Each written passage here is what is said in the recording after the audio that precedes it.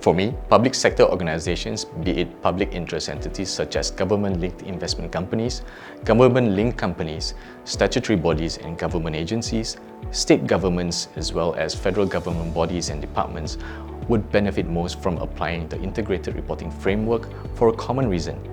Its existence, mandate, is not merely and purely for profitability and financial values.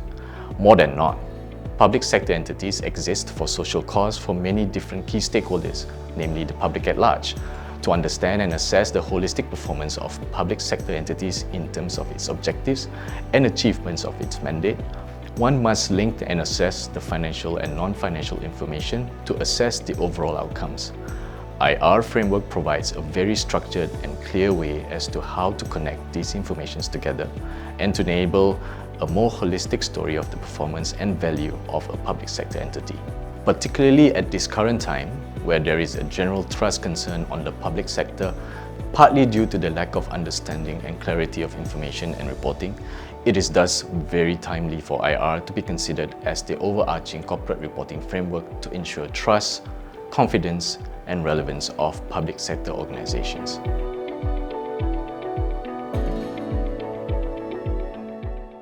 At Perbadanan Insurance Deposit Malaysia, or PIDM as we are commonly known, we have in place a comprehensive and robust corporate planning process right from inception.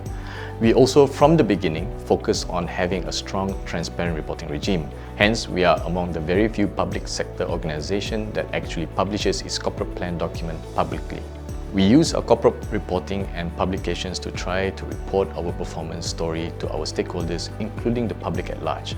However, over the years, we realized that we were still struggling in telling our story, in getting our stakeholders to really understand what we do, why we do certain things, or even just explaining our existence as a public sector entity.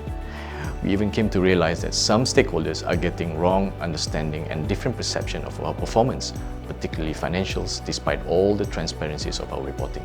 With all these came the realization that we needed to better articulate the story of our organization, not only tell the story of our performance, but also the underlying purpose, objectives, our business model, our risk, and matters material to us to ultimately achieve our intended outcomes and goals. Not only that, we also realized the importance of being able to link all these elements together to give a full picture of how we, as an organization, operate, create value, and as an endgame, gain trust of our key stakeholders in what we do. This is particularly key for us as a regulatory body and a public sector organization. We saw integrated reporting providing a great platform for us to achieve this, not only from the reporting aspects, but also how we realign our thinking and ultimately how we approach things in operations, particularly on coordination and communication. And as we go through our reporting process year on year, we keep this at the back of our mind as to what is the problem statement to address our stakeholders and how do we answer those through our reporting.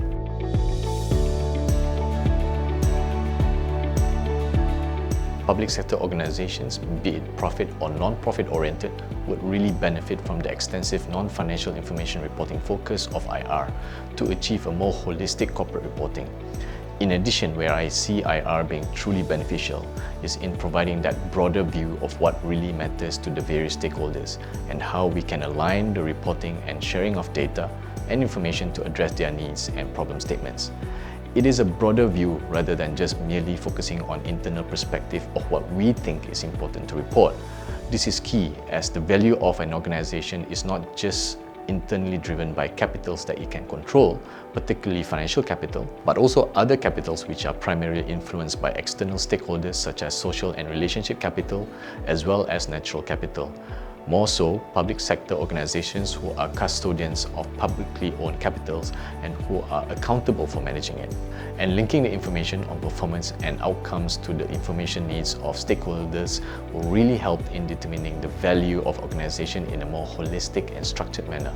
Hence why IR is also known as value reporting.